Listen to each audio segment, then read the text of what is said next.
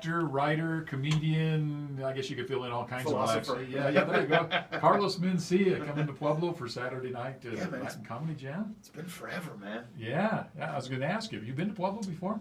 Yeah, but it was a long time ago. I mean, yeah, I just, you know what? I haven't been to Colorado in the longest time. Wow. I know that pot was illegal.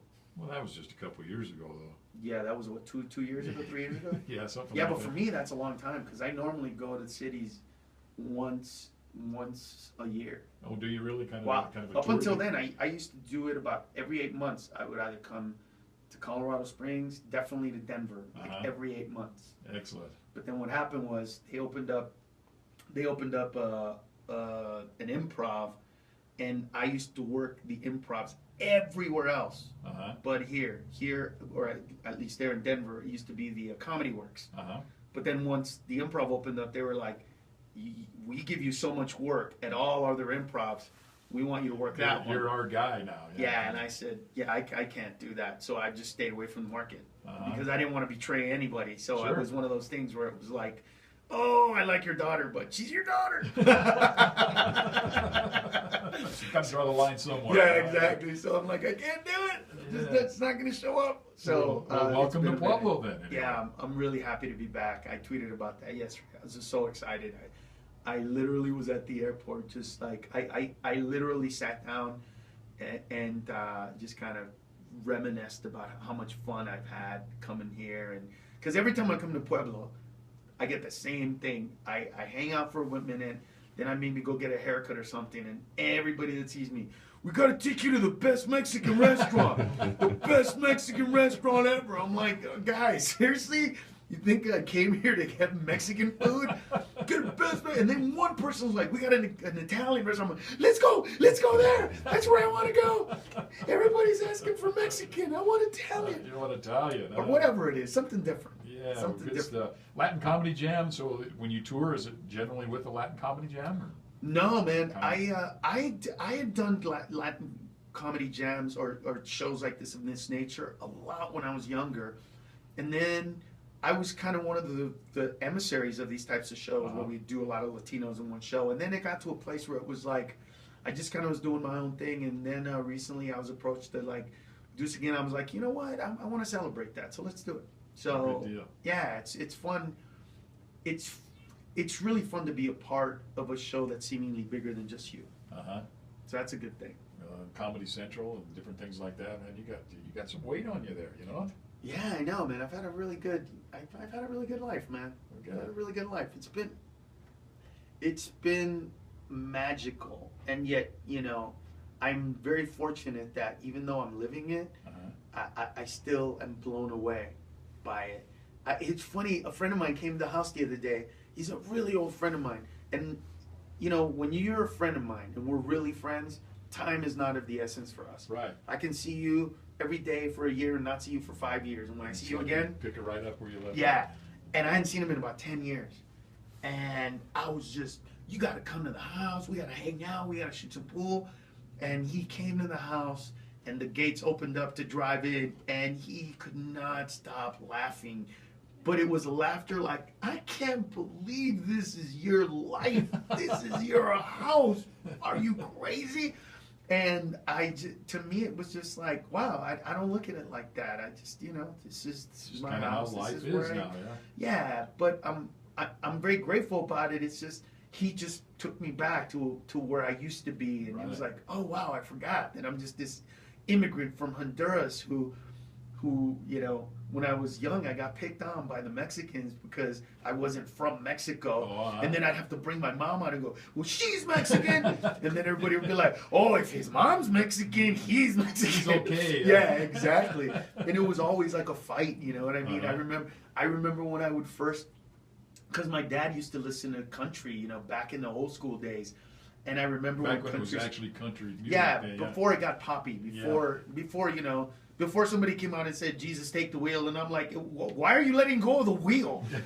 Jesus has better things to do than to drive your car. Please stop letting go. He's got problems in Haitian or something. Yeah, he's got problems somewhere else. Yeah, He's not thinking, wait, this really beautiful blonde girl doesn't want to drive. Let me get the car for her. That's not the way it works. I mean, I get the metaphor. I just was like, but yeah, well, my dad loved the ranchero music in Spanish, which is storytelling, which is what I loved about country back in the day, when it was still the storytelling, when it was basically born from, camp, there's a little fire, a guy with a guitar, and he sings about a woman or whatever it is. His heartbreak or whatever. Whatever those things were. I very much connected with that. And so I remember going to stations where they were like, you're just saying that because you're on a country station. And I would be like, no, I really dig the old school. Ironically, I married a woman from Roseburg, Oregon, and I knew about Roseburg from one of Johnny Cash's songs when he ended up going to Roseburg. And I was like, I've heard Roseburg before. No, he hasn't. Yeah, there's a song, but he talks about Roseburg, Oregon. No, he doesn't. And I'm like, oh man, I gotta go find it. And this was back in the day, so before I had to go to the store, and I had to call, and ask, and this was in LA, so they didn't know what I was talking about, so I had to go and look through the thing, and then I finally found it, and I brought it back, and I'm like, you see, let's listen to this. And, it was on a cassette. Then you got to try to find it. We had to try to find it. Yeah, I mean, but I come from all of that, and so, yeah, like every once in a while, I kind of find myself going, wow, this is incredible. This is amazing. This is a beautiful thing. Speaking in the early days, who were your influences for my dad? Comedians? Was he a funny guy? My dad. Like, funny thing, I was never a funny guy growing up. I'm very intellectual. I'm the guy that, if we graded on the curve, hated me. He raised the bar, huh? Oh, I did the extra credit. I got like 115 on the tests. I was the guy who got a 95 still got a B because I pushed it so far. And like, hated me. Hated me. Used to get beat up growing up because, a lot of the people I grew up with were gang members and bangers, and they didn't understand this whole go to school thing. They would say to me, why are you trying to be white? I'm like, what is it? What does that mean? What do you mean? Because, you're talking English all good. I'm like, okay. Because we live in America, bro. I don't know if you know this, but inevitably, you're going to, in order to make decent money, you want to be a banker, you want to be an engineer. You're not going to be able to pitch a project like that. You're not going to be able to go to Boeing and be like, if you want your planes to fly like better and faster, you have to put this engine that goes like, really good. Like, that's not gonna sell. That's not gonna work. And so I got beat up. They were like, whatever, studious white boy. It was how I grew up. But all of these things were always things that I thought of. I always thought of this, but I never said it. I never knew there was a venue for it. Or vent or whatever. But my dad is just like I remember when I was 5. It's one of the jokes I still tell. My mom and dad were walking out the door, and my mom goes, do I look fat in this dress? And my dad goes, you know what? That's a stupid question, and I'm only going to answer it one time in your life. So is this the time? She goes, yeah. No.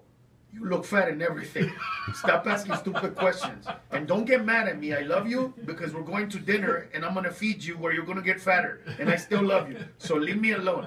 And my mom's like, that's why I love you. You're so funny. And I'm like, how did he do that? How did he make that funny? How did you make her like you after that statement? This is genius. He was and still is that guy. He's so authentic and real, and his heart is so good that he says the funniest but cruelest things, and people laugh. I can't do that. I can do it on stage, but then again, you expect it. Right. But he does it in real life. He does it every day. He does it in real life. I remember when he met my wife for the first time. She's 6 foot, blonde hair, blue eyes. And I go, this is who I've been talking about that. And he was in Honduras for a few years, so he came and he met her. And he looks right at her and he goes, you know you're way better than him, right? I'm like, really, dude? I'm right here, bro. I'm right here. And she, you know, she was like, no. He's like, no, let's be real. Come on. You're almost giving him credibility. I'm like, really, Dad? He's just a real guy. He got his thumb cut off in an industrial accident when he was he was in his 30s, but it was at 3:38 p.m. At 6:30 the next morning, that man was at work without a thumb. Wow.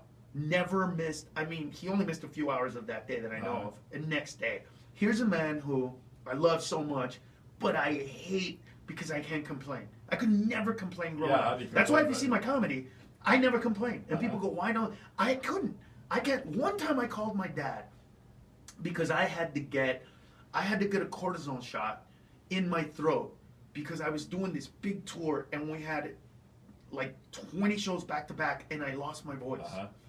So I called my dad, scared because I'm definitely afraid of needles. When I was a kid, I got bit by a dog and they gave me those 14 shots, the rabies shots. I don't even remember that. It's so traumatizing to me that I literally forgot the experience. I can't bring it up. I don't remember. I have to get hypnotized in order for me to remember what happened. So I had to call my dad. I was scared. And I remember, I was like, Dad, they're going to give me a shot in my throat and I'm really scared because I can't talk and I got to do a show. And my dad goes, well, it must be hard to talk because I don't have a thumb. I'm like, really? Really?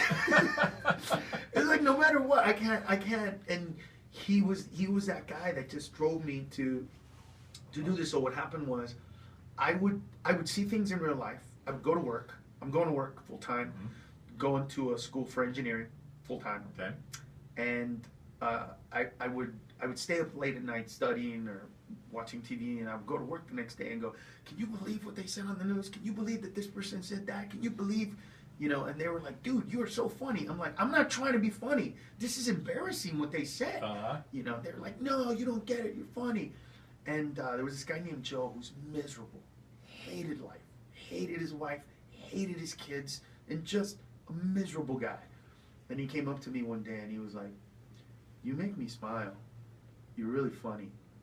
You should try stand-up comedy. And then he walked away. And I was like, okay, does anybody know what stand-up comedy is?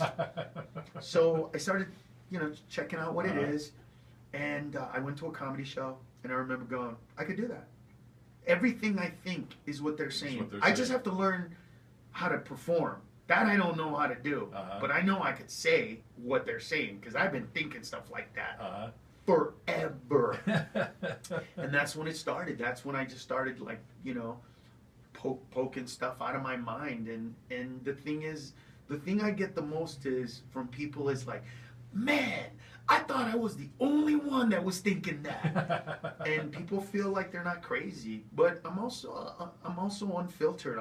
You know, I come from a different country. I come from a country where, you know, if you make too much fun of the president, you disappear for a week, and when you come back, the president is the greatest human being you've ever met. Maybe we need some of that here right now. I don't know. Well, the way they do it, I don't think we can approve of that. Yeah. We'd have to send them to Guantanamo Bay in order to get it.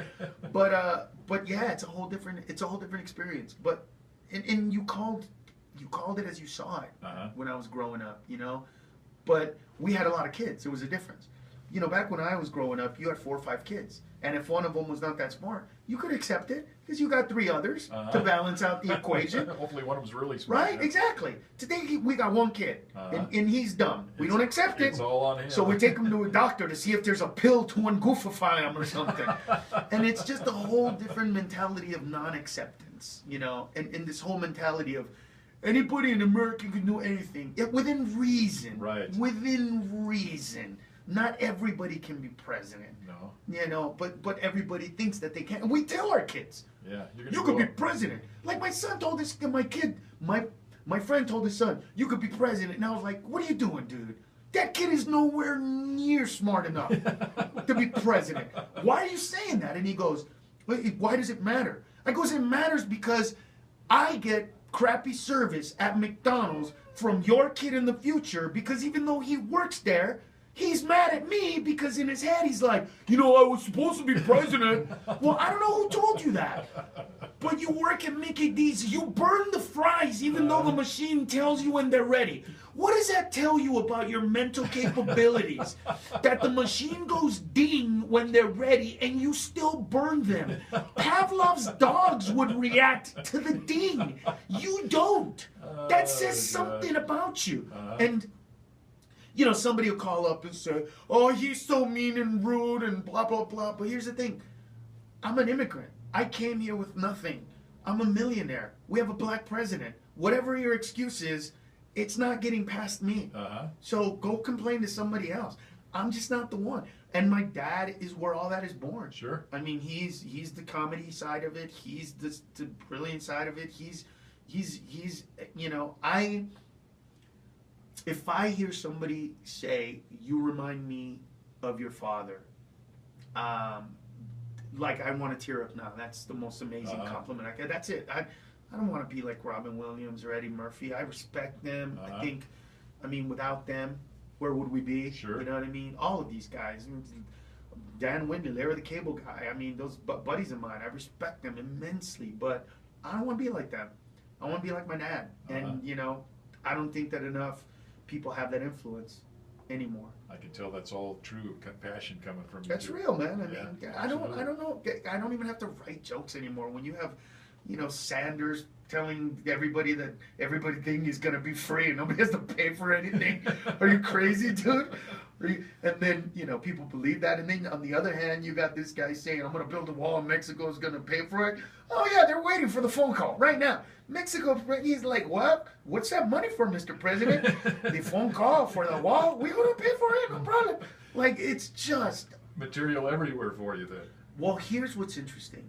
We live in a society where the majority of people have cell phones, which means you have access to either Google or Siri, which means you can push a button and pretty much ask any question imaginable and within seconds get the answer. The answer, And yet we're dumber. It seems like, yeah. Do you know what I'm saying? I do. How can we be dumber with this much information? My friend got a C in an online class, and I'm like, it's online. All you have to do is have another computer open and go to ask.com. You didn't have to type it, just copy and paste the question. How do you get a C? No, it's incomprehensible to me. The level of stupidity and lack of willing ignorance, and just common sense is just completely gone. Completely. Absolutely. And comedians, we're the last bastion of hope. I mean, it's really sad that people get their news from Bill Maher or The Daily Show. Right. But it's because we're the only ones that can pretty much say things as they are. But that's why I think Trump is where he's at. Because a lot of people mistake his verbose, you know, vernacular with, oh, he's just saying it like it is. I don't know that he is, so to speak. There's a better way to say what he's saying. Sometimes, yes. Without saying that all Mexicans are rapists. Well, I'm sure when he said that, Bill Cosby was probably going, I told you it wasn't me. It wasn't me. Right?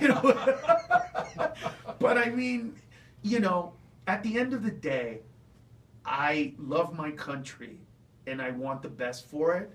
But part of me is just, thank you, God, for Bernie Sanders and Donald Trump.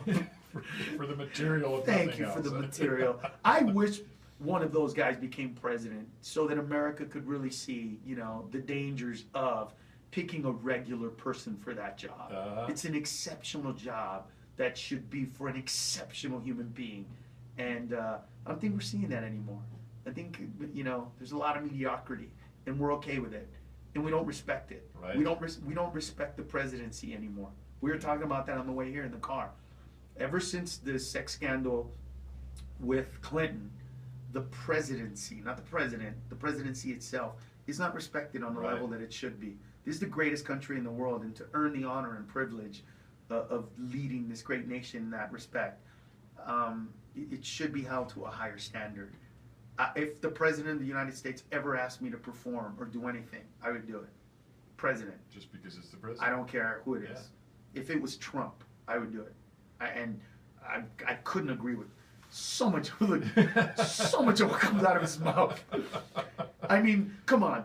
You're telling me that you didn't hear that they were saying David Duke when you said, I don't know David Duke?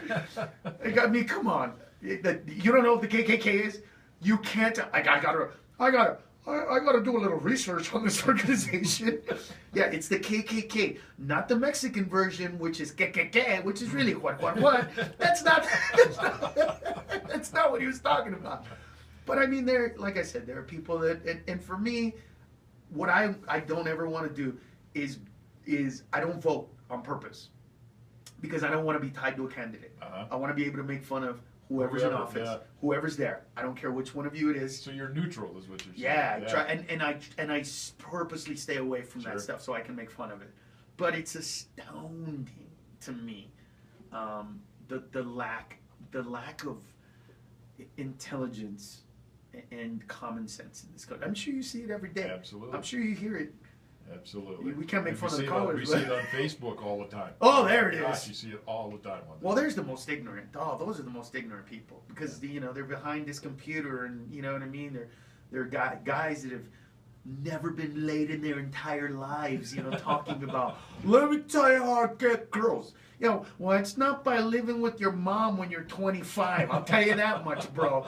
Get out of that house and talk to me about, you're going to pick up on chicks. Huh? Yeah, you're going to take them home and then, shh. That's not what they want, bro. That's not what they want. Carlos Mencia going to be at Memorial Hall Saturday night. It's a pleasure meeting you. My eyes are watering. You'd have me laughing so hard, and I can tell you're a sincere guy, and I really like that about you. You know what? I'm a very, very fortunate human being. Were it not for hundreds of thousands, if not millions of things, little tiny things going right, I wouldn't be in this country, and this talent would be wasted on a campfire and me telling knock-knock jokes to friends in Central America. You know what I mean? Milking a cowboy. If I was in another country, I would be somebody. I would be president. Right. Exactly.